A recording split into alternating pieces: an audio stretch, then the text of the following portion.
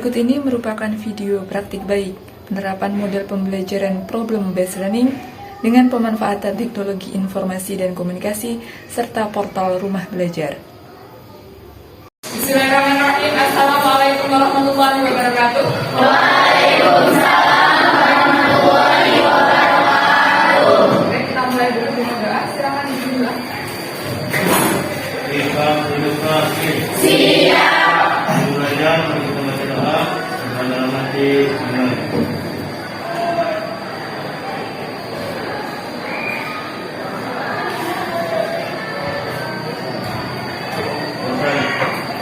Assalamualaikum warahmatullahi wabarakatuh. Oke, untuk yang tadi tidak masuk mungkin nanti buat absennya dari lembar kerja yang nanti akan kalian sudah tidak perlu ibu panggil satu persatu. Oke, sebelum kita mulai pelajaran kali ini ya, ibu ingin menunjukkan kalian sesuatu. Ini apa? Aku terbuat dari besi. Besi itu logam atau non logam? Logam. Oke, sekarang yang kedua ini apa? Paku. Juga. Dari apa? Logam. Logam juga ya. Bedanya paku yang di kanan dan di kiri. Oke, yang di kiri ibu tidak berkarat, yang ini Berkarat. kenapa bisa terjadi karat? Karat itu apa sih? Oke, kalau kita dalam kehidupan sehari-hari kan kita kenal dengan karat, gitu kan, berkarat. Kalau dalam dunia istilahnya apa?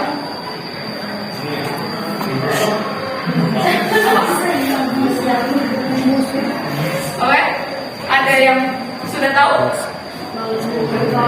Oke, mungkin kamu pernah mendengar karena dulu waktu kelas 10 sudah ada materi tentang ini, cuma mungkin lupa. Ya, hari ini kita akan ingat kembali kenapa kok paku yang berasal dari besi ini bisa berkarat. Kira-kira alasannya apa, penyebabnya apa, nanti akan kita cari tahu pada pertemuan kali ini. Oke, kemarin ibu sudah bagi kalian ke dalam 5 kelompok, sudah? Oke, silakan sekarang, silakan berkelompok mulai dari kelompok 1, 2, 3, 4, 5.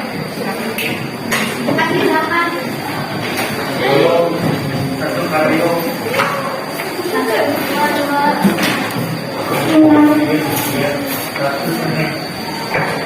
Oke, yuk.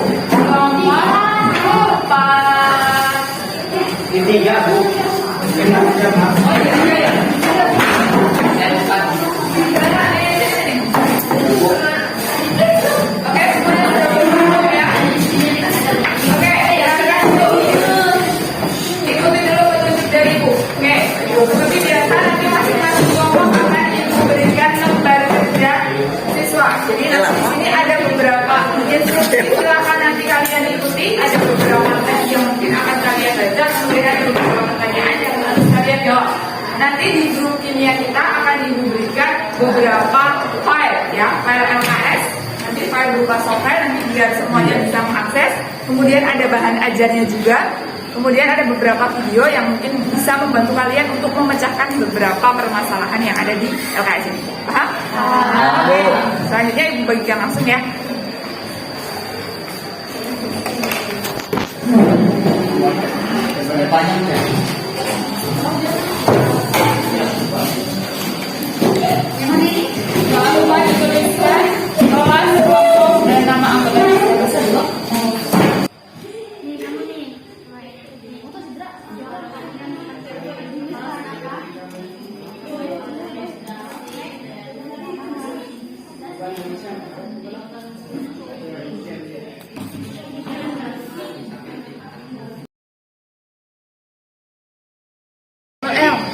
Oke, nanti kalau misalkan di sini kan cuma satu ya rujukannya, nanti bisa di sini ya sama satu.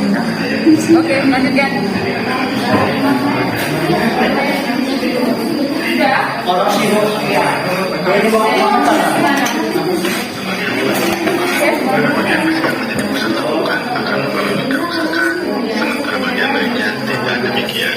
Pada bagian besi yang mengalami kerusakan terdapat beda potensial. Hal inilah yang menyebabkan bagian besi yang lebih korupsi dibandingkan bagian logam. Ini udah sampai mana? Nah, apa yang dimaksud dengan korupsi nanti kita cari di boleh versi, boleh apa sumber yang bisa kalian dapatkan. Jadi beberapa sumber yang sudah diberikan itu nanti silakan kalian lengkapi ya dengan mungkin bisa searching atau apa tuh lebih lengkap lebih bagus gitu ya. Lanjut ya.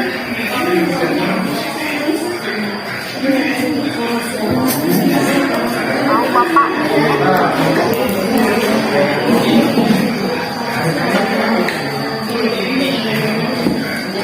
Sudah? Oke, jadi itu sumber salah satu sumbernya. Nanti bisa dilengkapi pakai sumber yang lain, bisa searching di Google mungkin atau mungkin dari Google gitu ya. Oke, lanjutkan.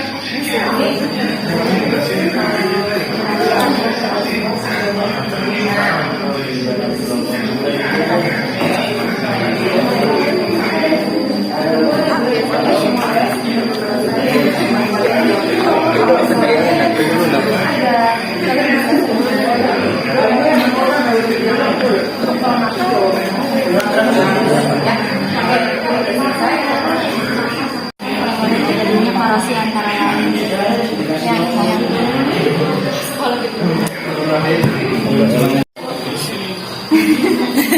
Lanjutkan. muka kurung, udara lembab.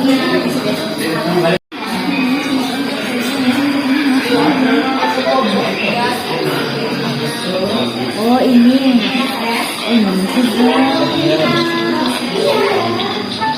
Apakah yang dimaksud dengan korosi? Silakan. Korosi adalah Dengarkan yang lainnya. reaksi antara suatu logam dengan berbagai zat di lingkungannya yang menghasilkan senyawa yang tidak dikehendaki. Oke, ada tambahan dari kelompok lain?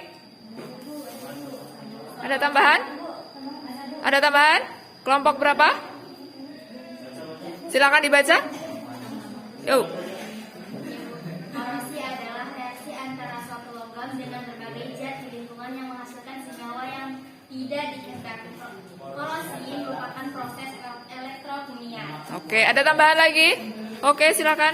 Korosi adalah reaksi antara suatu logam dengan berbagai zat di lingkungannya yang menghasilkan senyawa yang tidak dikehendaki. Korosi merupakan kerusakan atau kehancuran material akibat reaksi kimia. Oke, ada tambahan lagi? Sudah? Tidak ada tambahan lagi?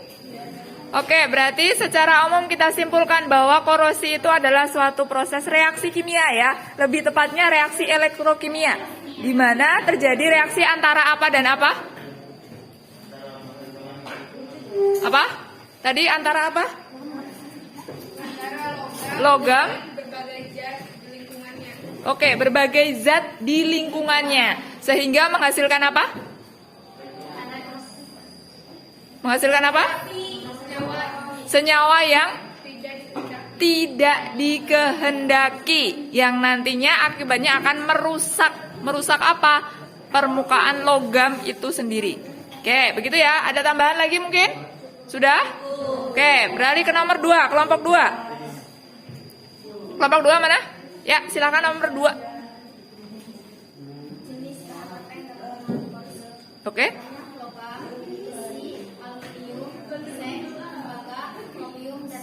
Oke. Oke, jadi secara umum berbagai jenis logam, ya, logam yang dapat mengalami korosi, ya kan? Logam itu jenisnya macam-macam. Bisa apa? Yang umumnya korosi apa? Besi. Apalagi? Tembaga. Bisa. Apalagi? Nah, seng. Seng kan biasanya dipakai buat atap rumah ya. Itu kan kadang sering sekali terjadi karat kan? Oke, itu seng. Aluminium bisa berkarat tidak? Aluminium? Bisa. Bisa? Bisa? Oke, berarti nanti kita coba selidiki apakah aluminium itu seperti logam yang lain yang mudah korosi atau tidak. Jadi secara umum hampir semua jenis logam itu bisa mengalami korosi. Tinggal logam itu mudah atau lambat. Nah, cepat atau lambat dalam mengalami korosi. Nah, oke.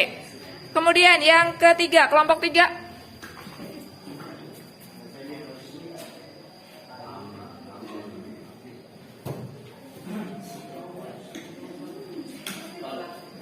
Yang keras, silahkan. Korosi terjadinya ketika permukaan logam bersentuhan dengan gas atau cairan kimiawi. Korosi menyebabkan logam menjadi berubah rapuh dan berubah warna menjadi coklat. Reaksi redoks yang tidak diinginkan pada besi dapat menyebabkan karat berwarna merah kecoklatan. Oke, ada tambahan lagi dari kelompok lain? Oke, mungkin kelompok 1, 2, atau 4, 5? Sudah? Cukup? Oke, berarti proses terjadinya korosi itu tadi sudah dikatakan bahwa karena terjadi reaksi elektrokimia antara logam dengan zat di lingkungannya. Nah, elektrokimia berarti seperti yang sudah kita bahas di bab sebelumnya ya, ada sel volta, sel elektrolisis, pasti ada yang mengalami oksidasi, ada juga yang mengalami reduksi. Oke, yang mengalami oksidasi kita sebut sebagai apa? Katoda atau anoda? Anoda. Sedangkan reduksinya di katoda. Oke, berarti logam tadi besi katakanlah sebagai contoh yang tadi ya Ibu bawa paku. Nah, itu berarti sebagai anoda atau katoda? Anoda, yang nantinya akan mengalami reaksi apa reaksinya? Reduksi atau oksidasi? Oksidasi. Ya, jadi logamnya itu nanti yang akan mengalami reaksi oksidasi. Sedangkan zat yang lain misalkan katakanlah zat di luar itu nanti kemungkinan akan mengalami reaksi reduksi. Oke. Yang selanjutnya nomor 4.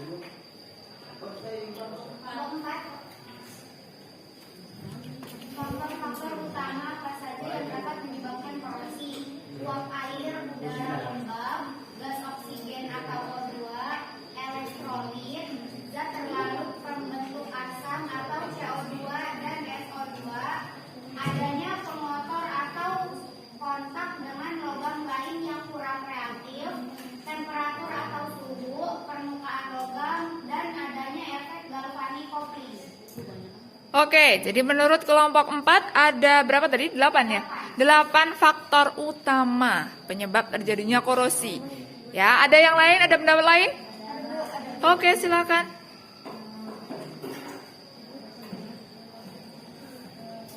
Jadi faktor-faktor utamanya itu ada 2. Oke, apa saja? Air dan kelembapan udara. Oke, kelompok lain? Cukup? Oke, sama yang mana? Yang 2 atau yang 8? 2. Oke, jadi karena di situ pertanyaannya hanya faktor-faktor utama. Jadi kalau ada faktor utama itu kemungkinan logam dapat mengalami korosi. Nah, faktor utamanya itu hanya ada 2, yaitu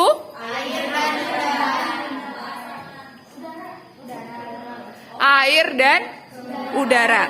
Kalau kelembaban udara itu berarti mewakili adanya air, karena kalau udara yang lembab itu kan ada uap airnya. Oh, berarti ada airnya di situ. Kemudian udara itu kan secara umum ya ada banyak sekali jenis gas di dalam udara ini kan.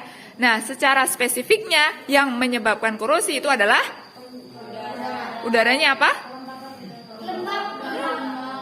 Jenis gas apa? Gas LPG. Oke. Jadi di dalam udara yang kita hirup ini apa? Gas apa? Oksigen. Nah, adanya gas oksigen itulah yang menjadi faktor utama selain kelembaban udara atau air ya di dalam udara. Jadi hanya ada 2 faktor utama, yaitu yang pertama air dan udara. Di dalam udara ada gas oksigen. Jadi hanya ada 2 itu saja faktor utamanya. Sedangkan yang lain yang sisanya tadi berarti ada 6 faktor. Itu nanti sebagai jawaban nomor 5. Silakan kelompok 5.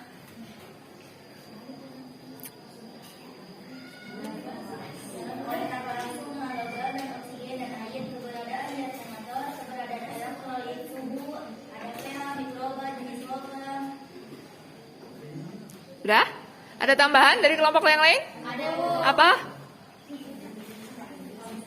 Faktor-faktor apa saja yang dapat mempercepat terjadinya korosi? Yang pertama elektrolit, zat terlarut pembentukan asam CO2 sama SO2.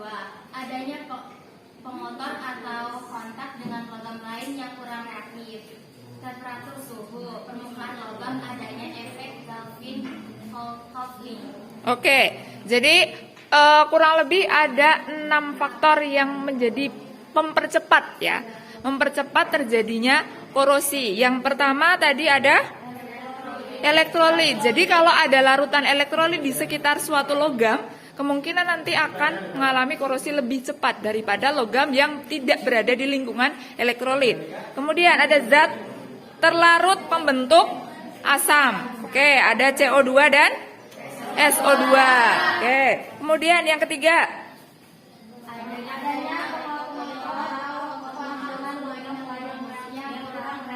Oke, adanya pengotor atau kontak dengan logam lain yang kurang reaktif. Jadi dalam kata lain kalau misalkan ada 2 logam. Logam pertama reaktif, logam yang satunya kurang reaktif. Maka logam yang reaktif ini akan cepat mengalami korosi karena dia berdekatan dengan logam yang kurang reaktif. Ya, jadi yang kurang reaktif akan bertahan sedangkan yang reaktif akan kalah. Dia akan mengalami reaksi dulu, reaksi oksidasi yaitu mengalami korosi. Oke, suhu. Ya, yang selanjutnya suhu ya. Suhu temperatur berarti bisa kita katakan. Oke, kalau misalkan suhunya lebih tinggi kira-kira lebih mudah korosi, lebih cepat korosinya atau tidak? Nah, jadi kalau misalkan ada di suatu daerah atau permukaan larutannya kemudian dia suhunya lebih tinggi, maka lebih cepat kemungkinan daerah mengalami korosi. Kemudian, permukaan logam kasar. Permukaan logam ternyata mempengaruhi. Misalkan, coba Ibu tanya, kalau misalkan ada paku yang dia masih utuh, ya, masih lurus, kemudian ada paku yang sudah dipukul, kemudian dia bengkok. Nah, kira-kira korosinya bagaimana? Lebih cepat yang bengkok. Kenapa?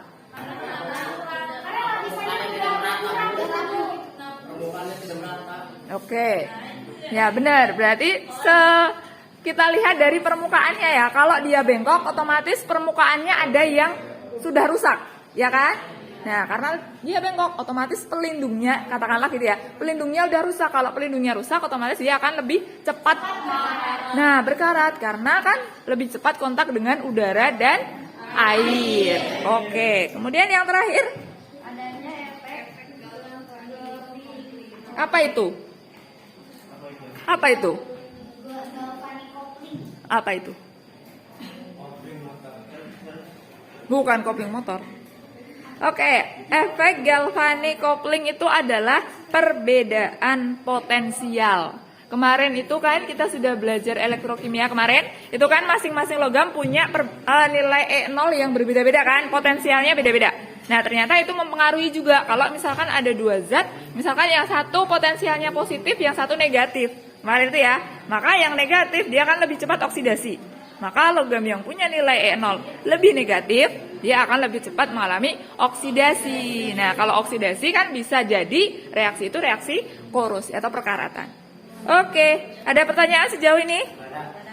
Oke, berarti kita kalau misalkan kita selidik, kita tahu ya korosi itu di kehidupan kita sangat banyak sekali ya. Oke, berbagai produk bisa yang terbuat dari logam itu bisa mengalami korosi. Nah, kalau misalkan kita simpulkan berarti proses korosi itu menguntungkan atau merugikan? Merugikan. Kalau yang namanya merugikan berarti kan harus ada upaya untuk mencegah ya agar kita tidak rugi. Istilahnya gitu ya. Oke, jadi ada banyak sekali upaya yang bisa dilakukan untuk mencegah terjadinya korosi. Ya, tinggal kita sesuaikan saja dengan jenis logam, bukan jenis logam, apa ya? Jenis produk yang akan kita lindungi, ya. Pertama, misalkan di situ kasus yang pertama, kelompok 1.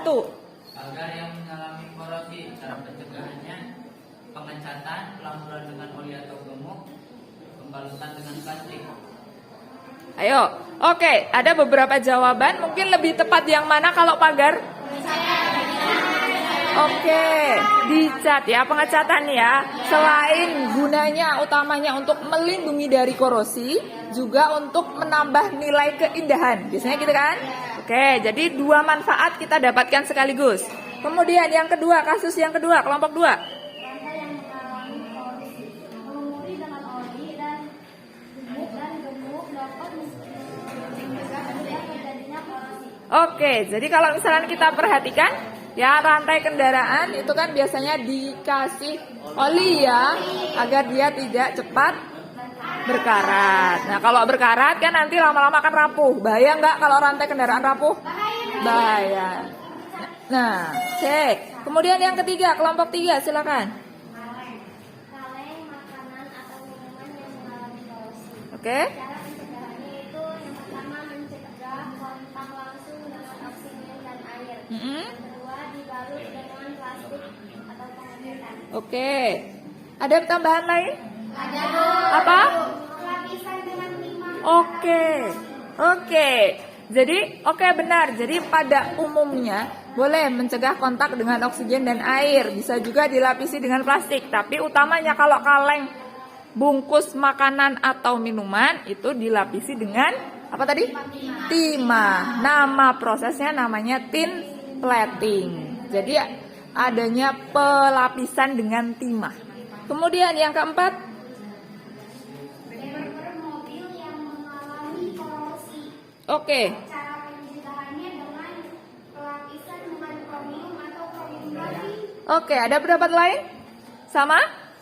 Oke, secara umum kalau kendaraan itu dilindungi dari korosi dengan cara melapisinya dengan kromium. Ya, kenapa kok dipilih kromium? Kenapa nggak dipilih timah kayak tadi kaleng? Apa bedanya? Kan kalau kaleng sama bumper mobil itu beda bahan ya nggak sih? Oh gitu. Terus apa lagi alasannya? Kira-kira kenapa kok dipilihnya kromium? Kenapa dipilihnya nggak timah aja? Kan tadi timah bisa tuh. Karena di sini Bu kromium itu lebih tepat kayak mencegah korosi pada badan kendaraan. Oke, jadi kalau misalkan kita perhatikan ya kromium yang suatu badan kendaraan yang dilapisi oleh kromium, maka bagaimana tampilannya? Gimana? Kromium itu warnanya yang gimana sih? Ya, kromium itu yang sebelah mana sih? Yang kayak gimana warnanya tampilannya? Yo. Apa? Yang mengkilat silver. Ya. Oke, jadi kenapa kok dipilihnya pakai kromium bukan pakai timah? Ya, karena yang pertama kromium itu memang lebih cocok tadi yang dikatakan. Kenapa cocok? Ya karena itu tadi selain bisa melindungi badan kendaraan, kromium ini juga dapat memberikan kesan mewah karena dia kan warnanya perak mengkilat gitu ya. Jadinya itu cocok ya kan buat kendaraan. Jadi kurang tepat kalau pakai timah. Ya, jadi lebih cocok pakai kromium. Yang kelima, kenapa pakai apa? Menggunakan krom atau timah. Oke, jadi lebih tepat yang mana kira-kira krom atau timah? Kalau plat knalpot?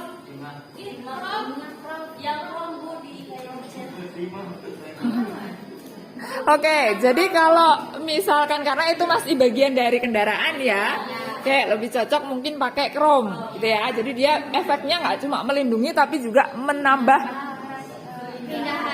keindahan kendaraan. Jadi dia kendaraannya lebih menarik, lebih terkesan mewah. Oke, yang keenam terakhir. Oke, jadi pipa bawah tanah. Kalau pipa bawah tanah, apakah mungkin pipanya dicat? Mungkin nggak dicat pipanya. Pipa bawah tanah yang biasa digunakan untuk mengalirkan mungkin minyak dari hasil tambang minyak bumi? Kira-kira cocok nggak kalau misalkan pipanya itu dicat? Dilumuri dengan oli cocok nggak? Nah, dilapisi dengan timah? Nah, tapi lebih efektif dengan cara apa?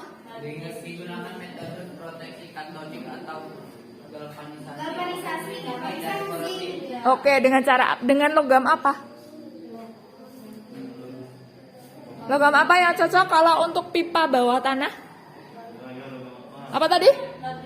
Magnesium. Ya, kalau kita perhatikan pada deret volta, magnesium itu punya harga E0 yang lebih negatif daripada pipa itu sendiri. Sehingga yang lebih mudah oksidasi siapa? Magnesiumnya atau pipanya? Magnesiumnya. Jadi ibaratnya itu kan tadi pengorbanan. Jadi ada yang berkorban untuk melindungi yang lain. Nah, prinsipnya seperti itu. Jadi si magnesiumnya nanti akan mengalami oksidasi terlebih dahulu, sedangkan besinya mungkin yang digunakan untuk pipa itu akan terlindungi karena yang lebih mudah mengalami oksidasi adalah magnesium. Oke, jadi kalau misalkan kita simpulkan ya, ada beberapa cara yang digunakan untuk mencegah logam mengalami korosi. Dari yang pertama apa? Pengecatan. Yang kedua, pelumuran dengan oli. Ketiga, terus pelapisan dengan kromium. Terakhir, terus dengan dengan perlindungan dengan magnesium. Jadi ada beberapa yang memang kita cegah permukaan logam agar tidak kontak dengan dua faktor utama, yaitu air dan udara, oksigen. Ya, pada prinsipnya seperti itu.